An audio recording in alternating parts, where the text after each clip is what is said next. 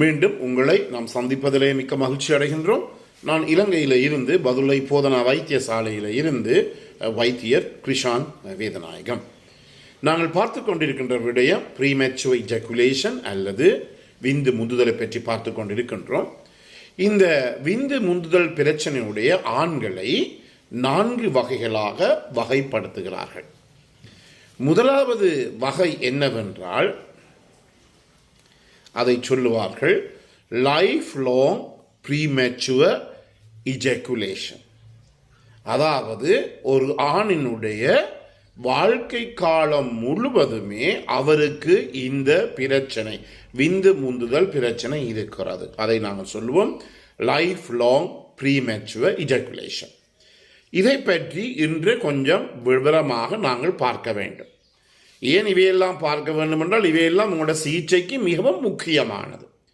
இந்த நபர்கள் அவர்கள் ஒவ்வொரு முறையும் தன்னுடைய பெண் துணையுடனோ அல்லது தன்னுடைய மனைவியுடனோ பாலியல் ரீதியான தொடர்புகளை வைத்துக் கொள்ளுகின்ற போது ஒவ்வொரு முறையும் அவருக்கு இந்த விந்து முந்துதல் என்ற பிரச்சனை இருக்கிறது. அதாவது each at early, too early, at nearly every intercourse. ஒவ்வொரு முறையும் அவர் பாலியல் ரீதியான தொடர்பினை வைத்துக் கொள்ளுகின்ற போது அவருக்கு இந்த விந்து முந்துதலுடைய இந்த ப்ரீமெச்சுவர் எஜாகுலேஷன் பிரச்சனை இருக்கிறது. இதை நாங்கள் சொல்லுவோம் லைஃப் லாங் ப்ரீமெச்சுவர் எஜாகுலேஷன் என்று சொல்லுவோம். இது அவருக்கு எல்லா பெண்களுடன் இது பிரச்சனை ஏற்படுகிறது. அது ஒரு தன்னுடைய மனைவியாக இருக்கலாம், தன்னுடைய காதலியாக இருக்கலாம், தன்னுடைய டேட்டிங் செய்கிற பெண்ணாக இருக்கலாம். Almost each and every woman என்று சொல்லப்படுகிறது. எனவே முதல் தரத்திலே இருந்து ஒவ்வொரு முறையும் அவர் பாலியல் ரீதியான தொடர்பினை மேற்கொள்ளுகின்ற போது அவருக்கு இந்த விந்து முந்துதல் என்ற பிரச்சனை இருக்கின்றது. அதே நேரத்தில் எந்த பெண்ணுடனும் அவர் தொடர்பினை வைத்துக் கொள்ளுகின்ற போது மனைவியோட இருக்கலாம், யாரோட இருக்கலாம், இந்த பிரச்சனை ஏற்படுகிறது. இதைத்தான் நாங்கள் சொல்லுவோம் லைஃப் லாங் ப்ரீமெச்சுவர் எஜாகுலேஷன். இவர்களுடைய ஒரு நேரத்தை நாங்கள் பார்த்துக் கொள்வோம். அதாவது அதை நாங்கள் IELT என்றால் என்ன? இன்ட்ராவெஜைனல் ejaculatory latency time. IELT intravaginal ejaculatory latency time. இதென்றால் என்ன என்றால் அவருக்கு இந்த பாலியல் ரீதியான தொடர்பினை பாலியல் ரீதியான அந்த உந்துதல் அல்லது டிசையர் ஏற்பட்ட நேரத்தில் இருந்து விந்து வெளியிலே வருவோம், அதாவது சீமன் என்று சொல்வோம், சுக்கிலப்பாயம் என்று சொல்வோம். விந்து வெளியே வருகின்ற அந்த நேரத்தை தான் நாங்கள் IELT என்று சொல்வோம். இன்ட்ராவெஜைனல் ejaculatory latency டைம். இது எவ்வளவாக இருக்கின்றது என்றால் 1 இருந்து 1.5 நிமிஷத்துக்கு குறைவாகத்தான் 1 to 1.5 minutes என்று சொல்லுவோம். 1 இருந்து 1.5 நிமிடங்களுக்கு குறைவாகத்தான் இவருக்கு இது இருக்கிறது. இவர்களை நாங்கள் லைஃப் லாங் ப்ரீமெச்சுவர் எஜாகுலேட்டரி ஆண்கள் என்று நாங்கள் சொல்லலாம். அடுத்ததாக மிக முக்கியமாக கவனித்துக் கொள்ள வேண்டியது, உலகத்தில் இருக்கிற எல்லா ஆண்களையுமே எடுத்துக்கொண்டால் 100க்கு 7% இந்த பிரச்சனையுடன் இருப்பதாக, 100 இருந்து 100 ஆண்களை எடுத்துக்கொண்டால் இந்த அதாவது வாழ்க்கை காலம் முழுவதும் இந்த பிரச்சனையுடைய ஆண்கள் 7% பேர் இருப்பதாக கண்டுபிடிக்கப்படுகிறது. இது இன்னும் அவர்களுக்கு இந்த 7% அளவானது வயது போக போக 50-60 வயது தாண்டுகின்ற போது அது 30% அதிகரிக்கிறது. முதலிலே 40 வயசு கீழே 100க்கு 7% இருந்தது. 100 ஆண்கள் இருந்தால் 7 ஆண்கள் பாதிக்கப்படுவார்கள். ஆனால் வயது செல்ல 50-60 வயசு கடக்கின்ற போது இது 100க்கு 30% அது அதிகரித்துக் கொண்டு செல்கிறது.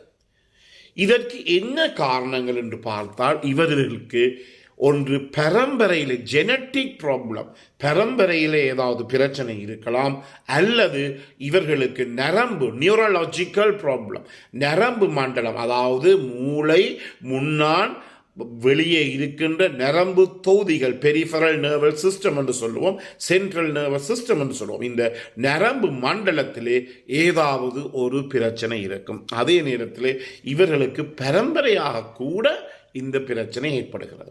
எனவே நான் சில குடும்பங்களில் பார்த்திருக்கின்றேன். இதில் சொல்லவும் முடியாது. என்ன, சில நேரங்களில் அப்பாவினுடைய மனைவி இருக்கிறார், அம்மா இருக்கிறார், அவர் கூட தகப்பனை விட்டு போய்விடுவார்.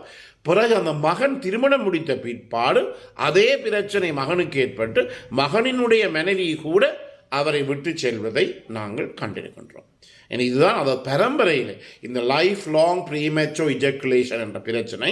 இந்த முதலாவது வகையான ஆண்கள், இவர்களுக்கு பரம்பரையிலே அவர்களுக்கு தொடர்ச்சியாகவே குடும்பமாக இந்த பிரச்சனை ஏற்படக்கூடியதாக இருக்கிறது.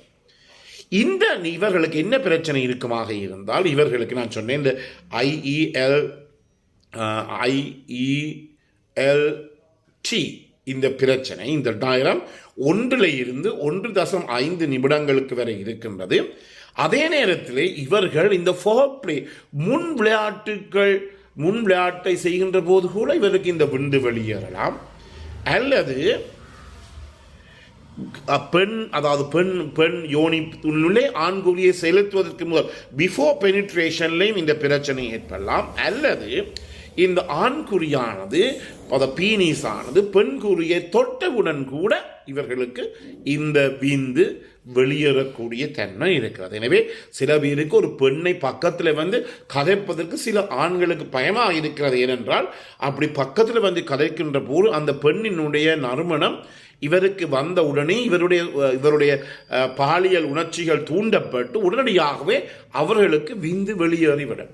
இப்படிப்பட்ட ஆண்களை கூட நான் பார்த்திருக்கின்றேன். எனவே இவர்களுக்கு என்ன, அவர்கள் ஃபோர்ப்ளே முன் விளையாட்டுகளை செய்கின்ற போது கூட, அல்லது இந்த இன்டர்கோர்ஸ் என்று சொல்லப்படுகிற உட்புகுத்தலுக்கு முதல் கூட, அதே நேரத்திலே மூன்றாவது வகை என்ன, ஒரு ஆணினுடைய ஆண்குறி பெண்ணினுடைய யோனியை தொட்டவுடன் அவர்களுக்கு என்ன செய்யப்படுகிறது, இந்த பிரச்சனை ஏற்படக்கூடியதாக இருக்கிறது. இந்த பிரச்சனை சொல்லுகின்ற போது இந்த விந்து வெளியேறுகிற தன்மை ஏற்படக்கூடியதாக இருக்கிறது.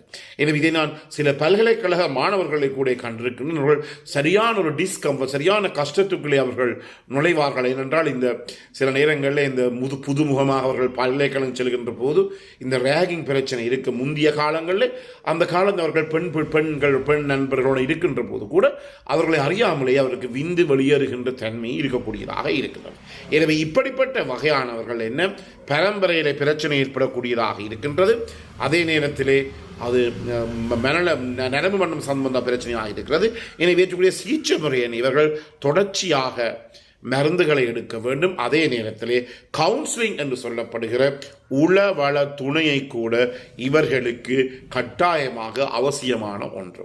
எனவே இந்த நிகழ்ச்சியை கேட்டுக்கின்ற பல பேர் தொடர்பேர் கொள்ளுகிறார்கள், மருந்துகளை கூட எடுப்பிக்கிறார்கள். சில நேரத்திலே அவர்களுக்கு கூட இந்த வகையிலே வரும் இப்படிப்பட்ட நபர்களை நாங்கள் சிகிச்சை அளிப்பது என்பது மிகவும் ஒரு கஷ்டமான விடயம் என்றாலும் கூட மனதை டோன்ட் கிவ் அப் ஹோப், அந்தபடியால் நம்பிக்கையை கைவிடாமல் தொடர்ச்சியாக அந்த மருந்துகளை பாவிக்கின்ற போது இது ஒரு பயன் ஏற்படும். அதே நேரத்தில் இவர்களுக்கு முக்கியமாக கவுன்சிலிங், சரியாக மனநிலைகள் பாதிக்கப்பட்டிருக்கிறார்கள், இவருடைய பெண் துணை மனைவி கூட இதனாலே சரியாக பாதிக்கப்படுகிறார். எனவே இவற்றுக்கு நிச்சயமாக ஒரு கவுன்சிலிங் என்ற தேவை. இவருக்கு மட்டுமல்ல, அந்த ஆணுக்கு மட்டுமல்ல, அவருடைய பெண் துணை அல்லது மனைவிக்கும் இந்த கவுன்சிலிங் ஆனது மிகவும் முக்கியமானது. எனவே இந்த நிகழ்ச்சியை பிடித்திருந்தால் மற்றவர்களுக்கு அறிமுகப்படுத்துங்கள், லைக் பண்ணுங்கள், ஷேர் பண்ணுங்கள். பெல் சாயினி மணிச்சன் சாயினி அமர்த்து நீங்கள் அதை சப்ஸ்கிரைப் பண்ணலாம். மேலதிக விவரங்கள் தேவையாக இருந்தால் 0094 777 35 62 45 மூலம் தொடர்பு கொள்ள முடியும். பிறந்திருக்கின்ற நாள் உங்கள் அனைவருக்கும் இனிய நாளாக அமைய அனைவருக்கும் பொதுவான இறைவனை வேண்டி விடைபெறுகிறேன். நன்றி, வணக்கம்.